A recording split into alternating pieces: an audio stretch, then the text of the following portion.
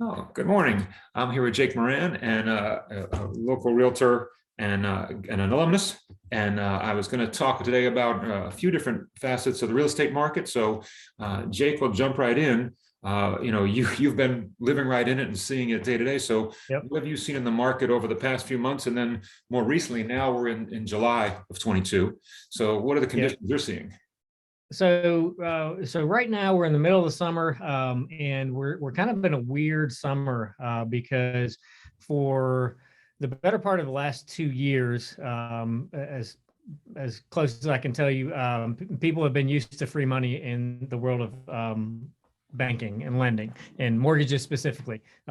And this was across the COVID barrier of the last few years, and then into really the beginning of this year. Depending on your credit and your financial conditions, the majority of buyers were in the 3 to 4% interest rate for a 30-year fixed mortgage, which is unheard of. And I knew you and I were just talking about, when people were refinancing, and you kind of shared with me your story. I knew people who were bankers who were in mortgage lending that were refinancing their own houses in the spring of 2020, because interest rates had hit 3.5%, and they were like, this is going to be here for like 4 weeks. And we're doing it now because we are never going to see 3.5% again. And we stayed there for almost 2 years. And so we are now, depending on the credit, between probably mid fives and low sixes right now, which is the same place. And there's a lot of speculation on interest rates and where they're going and that sort of thing. And I'll kind of give you the short summary of that. When we were in healing mode coming out of the recession, we're in that interest rate territory right now. We're not in a horrible interest rate territory. We had a significant jump in where people have been for 2 years and where normal and healthy and good interest rates actually dwell, that are outside of free money. And that's the simplest way I can put it. We don't anticipate interest rates being a huge changing a ton over the next 6 months or so. We needed to get here. Quite frankly, it is about the last 12 to 18 months. We just needed to get here slowly and effectively. Kind of what happened for people who are, I talked to somebody week before last who asked me, it's like Groundhog Day. So it's good that we're having this and recording it. So save me maybe one or two conversations, but literally every day somebody asks me, what's going on in the market? What's going on in interest rates? How's inventory? That sort of thing. Inventory is getting better. And that is, it quite frankly, it couldn't get a whole lot worse because we've been hovering around 1 month of supply in the housing market for almost 3 years now. And part of that is we've got one of the highest demand areas in the state of Georgia because there's so much growth. We can talk about driving factors in that. But it's a lot of it is just when we came out of the housing recession for 5 years, nobody built anything in this area in any price range. And so we're in our area locally, we're about 5 years behind in terms of supply, which is part of why you see builders everywhere building everything, because they know what we know, which is we need more inventory. And so that's part of it. But coming into the beginning of this year, in terms of the last 6 months, the short story, and this is I try to be careful in dabbling with anything relative to the administration here now, the prior administration, whatever is going to be in the future. This just is what it is. So everybody knows inflation's kind of gotten out of whack, kind of being a mild version, mild commentary on it. But in the first quarter of this year, it was only on the news for, I don't know, maybe a week. The Treasury Secretary basically went for Congress and for simplistic terms, just kind of like shrugged their shoulders of like, we got it wrong. Like we were not expecting to be here over the last year or two, and yet here we are, and didn't really have a sound plan to to kind of pull us back from where we're going in the inflation. And that's one of the moments. I think the Fed was waiting on what the administration was going to do.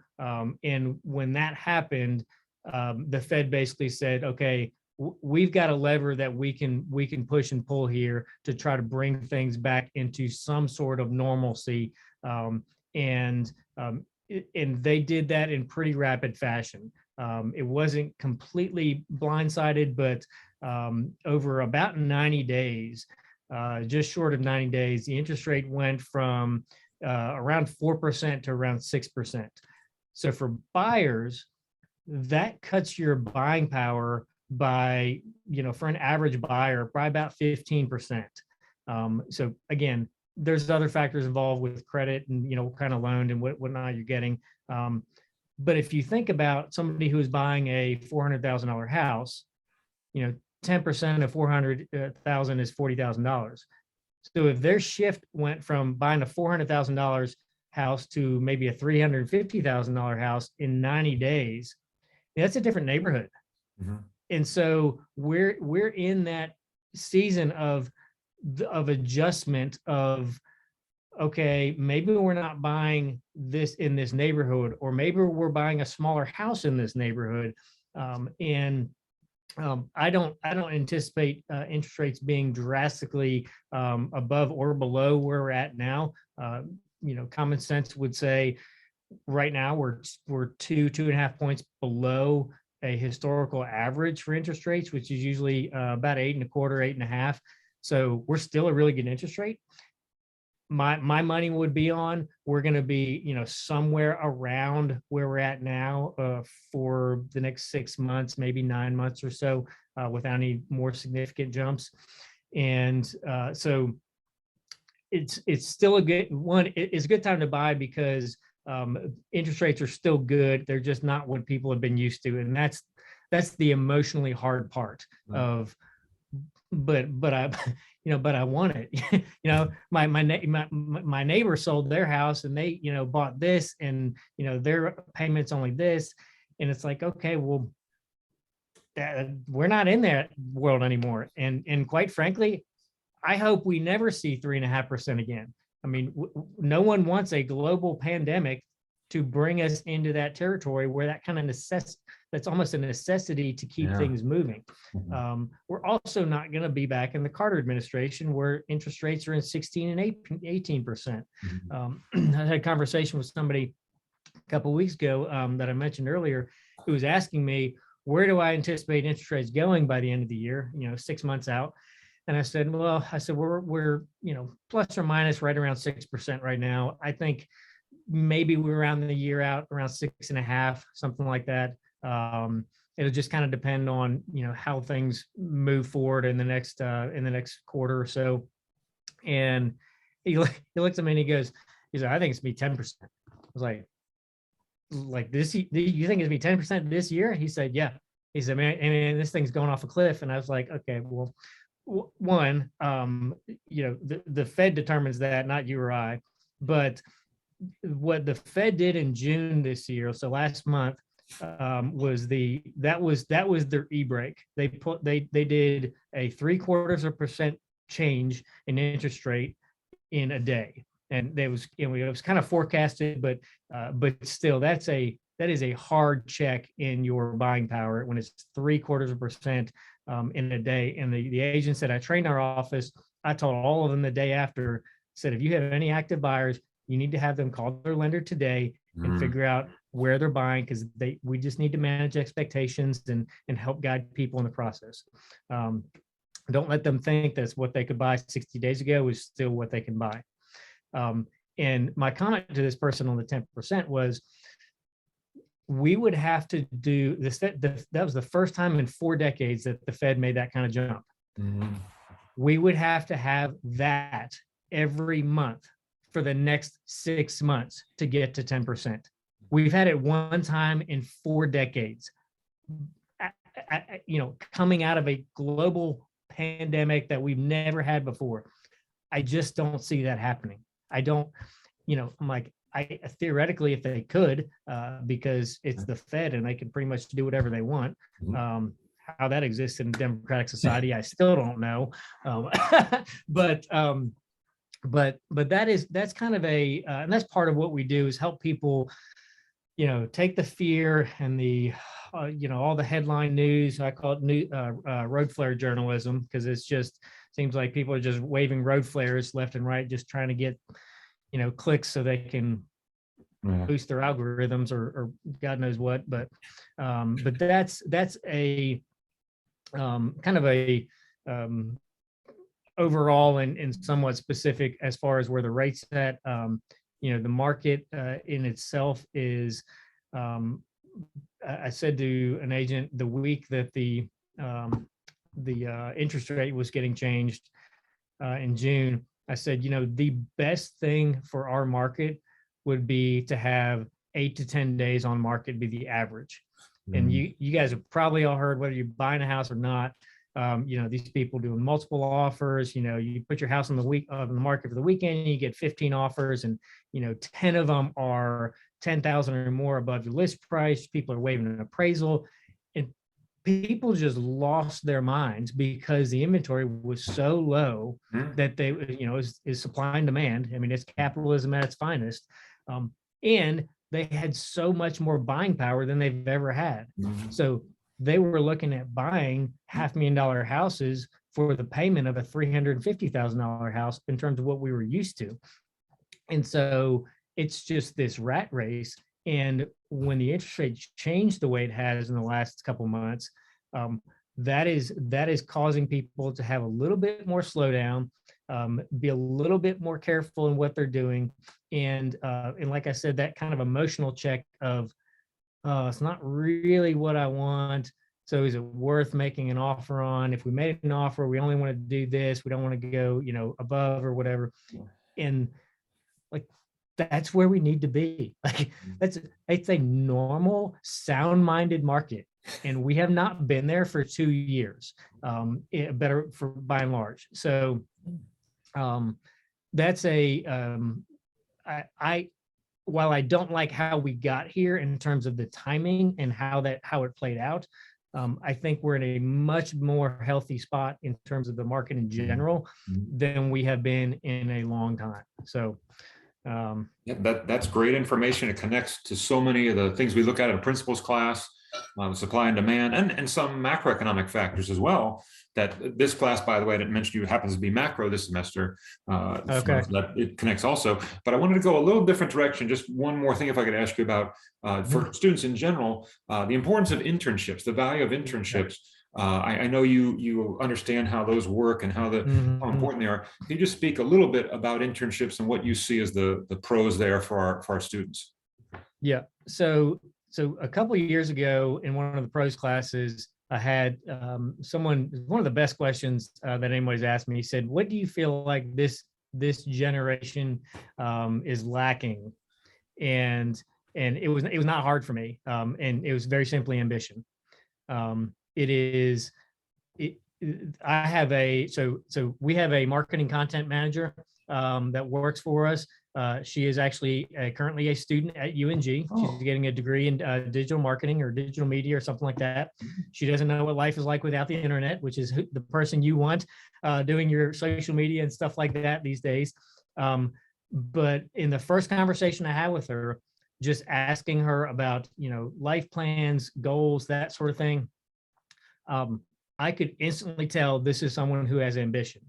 And anybody who comes across in a job interview, an internship internships are one of those ways that you demonstrate that you have some ambition. It is one of the more rare and valuable qualities, I think, in all ages, but especially in the younger generation of people coming out of school or in school, just showing that, I hate to say like the cliche of willing to pay your dues or, put your best foot forward, but there's a lot of reality to it. That's why it's a saying. And So we do some different things in terms of what we can and can't do in the world of real estate regarding things with internships, because a lot of what we do, you have to have a license. But I had someone, so it was 2 years ago, I think. She got her real estate license in 6 weeks. She was a student at UNG. You know, I said, you can do it. I know someone who did it in a week. It's I pretty much didn't eat or sleep for a week, but took it online, you know, went through it. That's the fastest I've ever heard of anybody getting it completed. Most people, it's a couple months, because it's 75 hours of work, and you got to, you know, pass the class or the things as you go along. But you know, my guidance would be to anybody that is even remotely interested in doing anything in the investment world, real estate, finance, like anything in that realm. It doesn't take a whole lot of time, energy, or money to get your real estate license. And just the knowledge that you will have of when you go to buy your own house, or you go shopping for houses, or you have a family member that needs help, that will be so helpful practically in terms of actual life that we're all going to be in that phase of life, whether you're buying your first house at 22 or 30 or whatever. It is one of the most valuable things I think anybody can do. What I do as part of my job in our office, so I'm a full-time agent, but I also train the agents in our office. So in terms of any practical training that I could give, that's part of what I do. I teach a class twice a week, and so we don't in real estate, we don't have traditional internships like a lot of companies do, because of the things you can legally and not legally do as a licensed or an unlicensed person in the state of Georgia. For anybody that would be getting an internship with a real estate office, just know you're going to be the gopher. Don't expect too many great things. I would say your time is probably maybe a little better spent getting your real estate license, and then getting some training around that. Because hey, if all you did was help out, a roommate's, parents with buying a house, a lot of people, their first contracts are people that they already know, whether it's family members, friends, and that sort of thing. If you only close, 2, 3, 4 deals a year while you're still in school, that's probably way better than any kind of paycheck you can do working pretty much anywhere else over the calendar year. So it's a great way to supplement life and goals and income. So. Great. Okay. Well, thank you very much. We appreciate it. I'll post for students to see, and when their replies come in, I'll contact you if you want to chat back with that. That'd be great. Yep. Awesome. Thanks, Mike.